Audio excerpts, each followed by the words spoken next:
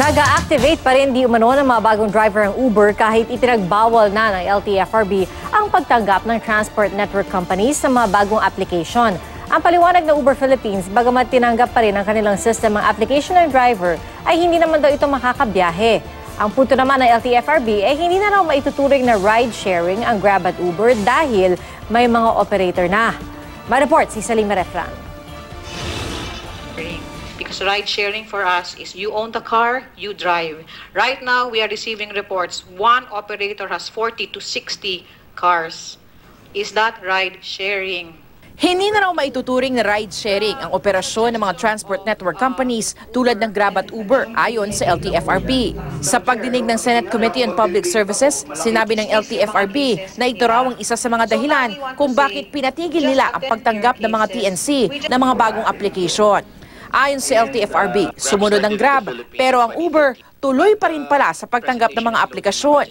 Nabuking daw ito ng LTFRB nang subukang ipasok sa Uber ang mismong mga sasakyan nila. We were able to activate last Friday and 2 cars during the weekend. The system allowed it to be accepted, but that person will not be able to take a trip. They're not able to take a trip, but how about the driver's welfare, the one applying? He's given false hopes also. Sa higit 120,000 na nakarehistro sa Grab at Uber, nasa 6,000 ang may mga provisional authority at certificate of public convenience. Nasa 15,000 ang pinoproseso pa ng LTFRB ang prangkisa. Ang karamihan hindi raw alam na kailangan kumuha ng prangkisa. Kasi pag-apply nila, ina-activate sila kaagad ng Grab at Uber na wala silang prangkisa. Sa Setyembre, nakatakda ang pagbaba ng regulasyon para sa mga sasakyan ng Grab at Uber. Pero higit sa mga driver ng Grab at Uber, umaaray din ang mga taxi driver at operator dahil bumaba raw ang kanilang kita. Ang panghihingi raw ng dagdag sa metro ng mga taxi driver, katulad lang daw ng price surge at dynamic pricing sa Grab at Uber. May mga taxi driver na makikita tayo na magsasabi, pwede bang magpadagdag ng 50 sa metro?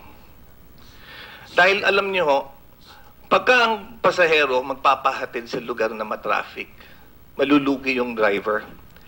Our dynamic pricing algorithm takes in multiple variables that a simple taximeter cannot. Salima Refran, GMA News.